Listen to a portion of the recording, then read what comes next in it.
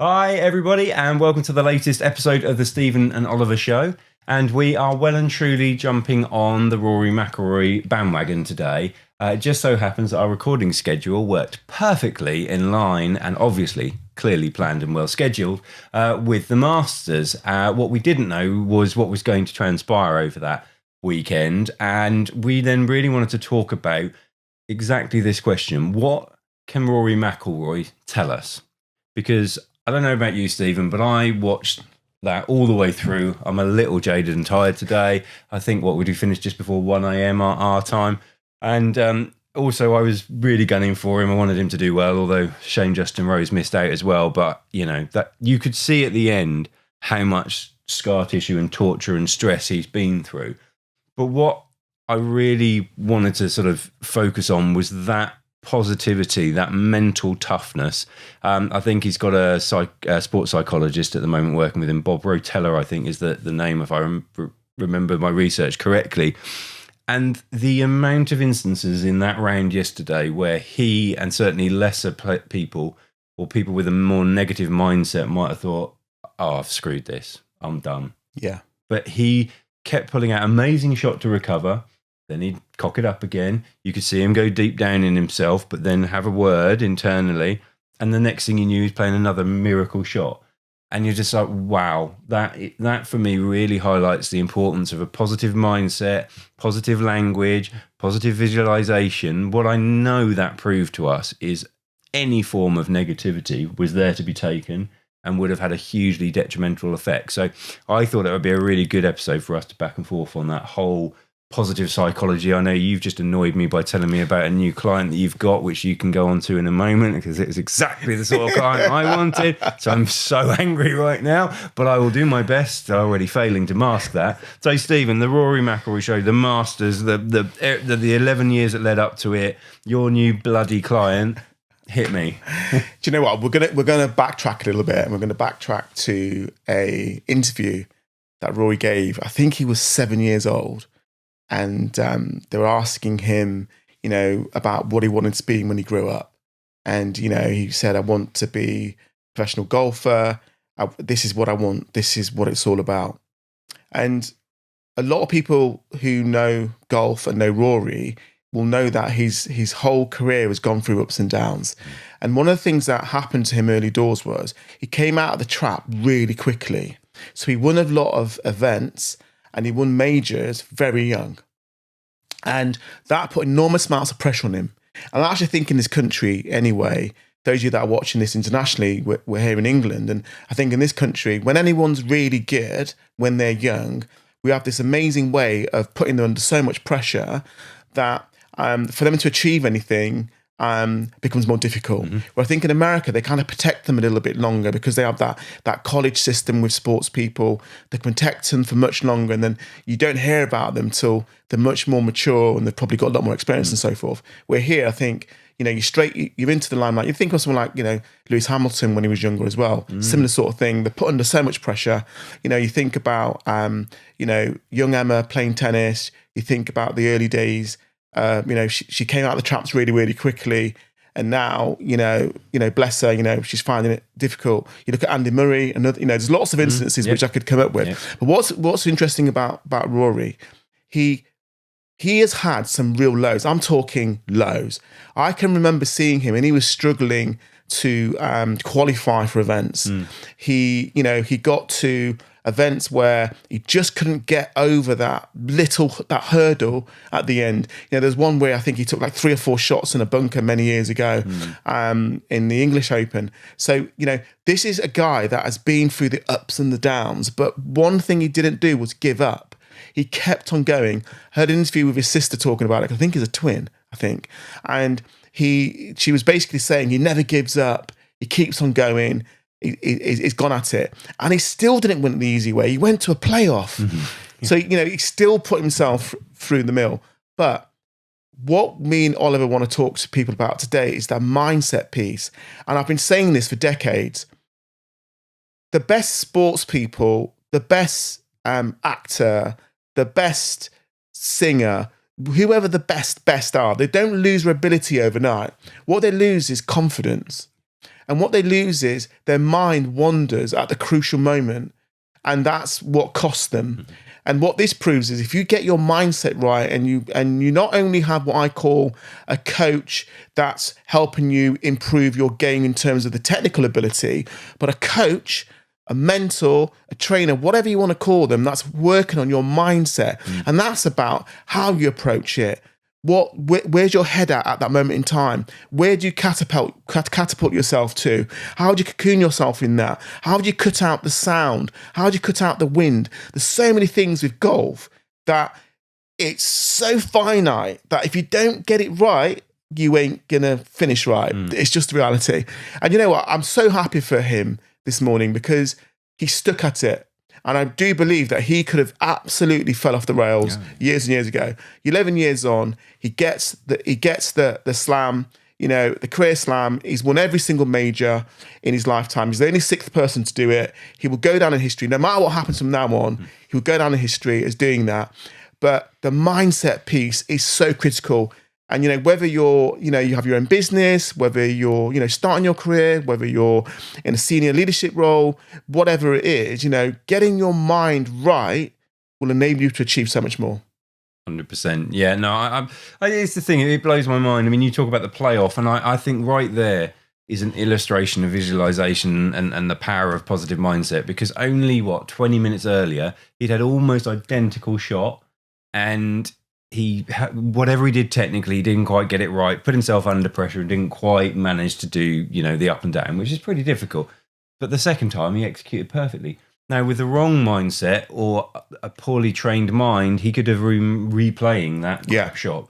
And I can tell you from being a reasonably good but still amateur golfer, when you see in your head the thing you don't want to happen, I am amazed the amount of times it happens. I have had to work so hard, and you would think I'd be good at this. I've had to work so hard for myself to not visualize what I don't want to happen or what my fear is, because I will manifest it. And somehow the mind and the body and the hand-eye coordination gets confused and thinks that's what you did want.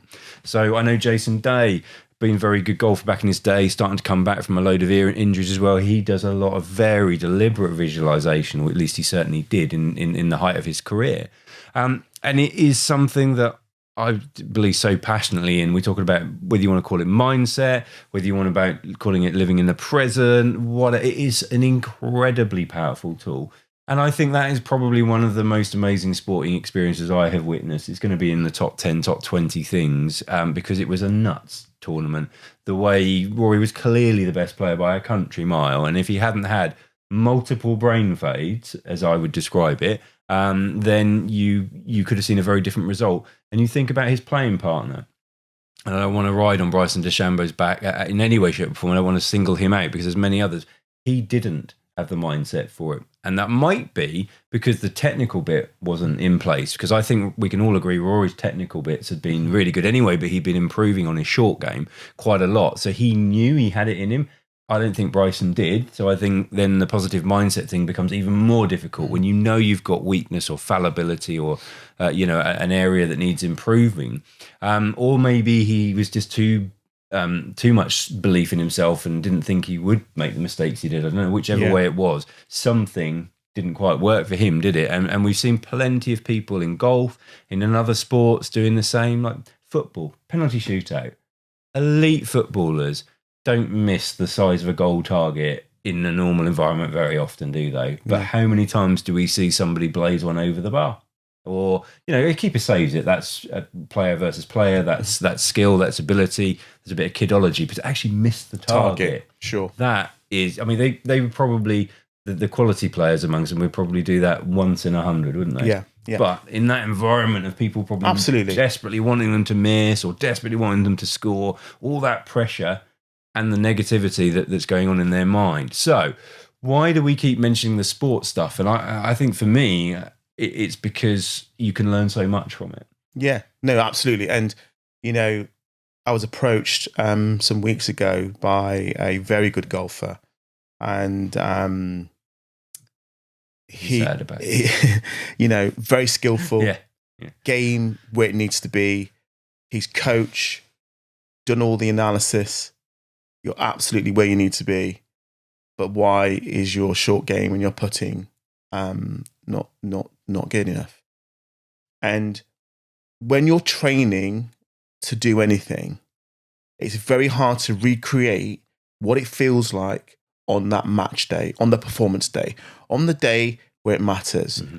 And that's all about preparing yourself to deal with the moment. You know, what happens in the moment? What do you need to do in the moment to make sure it's secure? And I'll even give you another example. Say, I think, the last 3 years I've supported the Changemakers program at the UEA. And every year we have 8 weeks as a mentor to help a group of people, or one person or two people, with their idea, from idea through to an actual plan, a business plan, which they then launch on the day, which is then judged and they can win an award. And every single year, my mentees have won 3 years in a row. 2 years they've won the Judges' Prize, and 1 year they won the People's Prize. And everyone's asked me, why have your mentees won? So it's purely down to them. And they said, what do you mean it's purely down to them? I said, because they have trained and practiced to deliver a 3-minute pitch. So this is what I'm going to say here. Yes, they've had the business idea. Yes, they've done the 8 weeks of putting it all together. And yes, it's the business from end to end. But the reality is the judges don't see all of that. The judges see their 3-minute pitch. Okay. So it's a little bit like on a match day. No one saw what you did in training. No one saw when you did your 100 meters, 9.39 seconds while you were training. It's, can you deliver it on the day? And I'm absolutely convinced the delivery on the day is about your mindset. It's about visualization. It's about believing in yourself in that moment and doing the things that you know that matter to make sure you're in the right place at the right time, doing the right thing. And that is about mentoring. That's about coaching, and it is about mindset. Yeah. And I think that's the bit. And people listening to this podcast will go, does it really make that much difference? Speak to my 3 mentees over the last 3 years. When they started that process, they were a bag of nerves. Yeah. The confidence wasn't there. One of them's got a PhD. 2 of them have PhDs. One of them's just completed their masters. These are bright individuals. It's got nothing to do with their intellect, nothing to do with their skill. It's can you deliver in that 3-minute window when it counts? Could Rory Mcllroy deliver in that few seconds to drop that final putt? Because that's what it comes down to. To win anything, it's that generally it's that in boxing, sometimes it can come down to the final round. In football, it can come down like on the weekend. Sorry, Norwich City fans, but Ipswich drew 2-2. But it comes down to what can you do in that final minute to make sure the opposition doesn't score. Everton scored in the 94th minute to win their game. So sometimes it comes down to what you do at that end, and that's about mindset. And I think sometimes we get really hung up on skill, and we get really hung, we're skillful enough, we've got enough ability, it's going to be okay. That is not enough. So this podcast is, if you're sat there now thinking, gosh, I'm one of those people, I could really do with a booster, I could really do with someone really helping me on this visualization of what I'm doing, I could really do with someone helping me drive this through. That's what we're talking about. And it's so amazing that happened early hours of the morning, because it allows us to talk about something that we feel really passionate about. And sometimes we don't always have the examples. And what we've been given is a gift, really, is an example to be able to talk to people. This is what we're talking about all the time. And this is what we're talking about in the workplace, at home, having that confidence to be able to visualize something. I'll talk about another golfer just because, and it's really good actually that the media have not talked about this golfer, but I'm sure they will, Tiger Woods. And what they've really been good at, I think, is making sure that they're not talking about Tiger Woods all the time, and they're making sure that Rory gets the accolades that he deserves, but Tiger Woods won his majors because he visualized, because he was in the zone, because he knew how to shut everything out and focus on what he was doing in the moment in time. That was nothing, yes, it was skillful, but a lot of that was to do with his mindset. And when you talk to him deep and you hear some of his interviews, he always comes back to that. Yeah, 100%. It's at that level, yes, of course, certain players of every sport have just got that, maybe that little bit of more natural talent, but they're so closely aligned. Anyone in certainly in golf, anyone there is good enough on their day to beat somebody else. It's when they've got themselves into that position. Again, watch Justin Rose. You know, he's a lot older than most of the players out there. You know, his time theoretically should have passed, but he wasn't giving that up, was he? No. I mean, he just went out there with a carefree attitude, a really positive mental attitude that I've got this, and he's so close. He was certainly ready. If Rory ever slipped up, he was there, wasn't he? And, you know, he had certainly 3 perfect days, really, of golf at his age. So, yeah, it's good. And I'm loving the fact that we're getting to get all obsessed with golf. And I just want to, this isn't an attempt at one-upmanship at all. I'm still very jealous about Stephen's new client because they're definitely sound like they're a higher calibre than the guy I work with. But I had a local Norfolk pro who was playing on the Norfolk scene. And over the first lockdown, there was an opportunity to coach this guy. Because I'd be allowed to go out with him because it was his profession to practice as long as we stayed outside and a long way from each other. And I said to him, look, I can't help you with techniques, but I can help you with the right schedule. I can help you plan your day better. I can help you listen to the noise. I can help you remind yourself of all the shots you can do. And I was so proud of him because that year we played in some pro-ams and he'd never win. So the pros, if you don't know the pro-am format, normally what happens, you play in a team of 4. One of those 4 is a pro. So they're playing with you, but they're also playing in their own individual tournament against other pros. And he won. And he won within a few months of that. And he had constantly not come close. And you know what? He didn't believe himself to be good enough to beat all those players. Now, that wasn't true. He's an incredibly talented lad. I'm really frustrated that he decided to very sensibly go career, and he's now a director of golf, doing very well. But I wish for selfish reasons he'd have continued the sporting thing, because the next thing was the regions, then it was the nationals, and then we were going all over the world, and I was globe-trotting around with Tom. Sadly, that's not happened. So any budding sports men or women, I'm really, really keen to find a way of working with some of you myself. So I'm so annoyed that Stephen's managed to do it, because it's like a dream, and I'm really pleased for the guy because he'll get so much from it.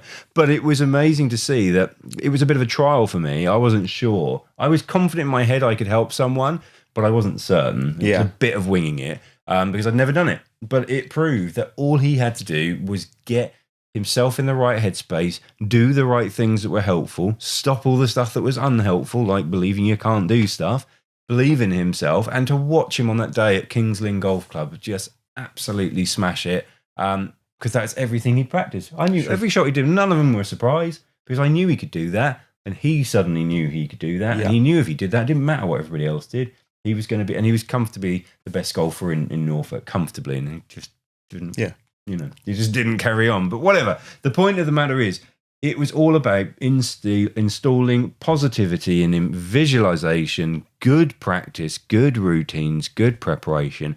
And that is really bloody hard to do on your own. Yes. Really bloody hard. Why is it every single elite sportsman and woman has some support? And we're not talking about the incredibly well paid. No. Because anyone on PGA level, for example, is elite. Some of them are not getting as far as others, but they're still performing and they still have coaches. Mm-hmm. They're still paying for that. So it's a bit of a plug for us, I suppose, really, isn't it? Because Rory is a perfect example of what happens when you have the right support around you. And we have countless clients, not many of them sporting, in my case anyway, but in other walks of life, who've had that support, that right accountability, that right auditing of where their life is, and then the right support, and they have made massive transformations. Yeah. It's as simple as that. Yeah. But if you look to do it on your own, it is possible. Yeah. You can do it. Absolutely. But it's incredibly more powerful to do it with someone who can point you and show you the directions that you need to go, tease out of you what you need to do.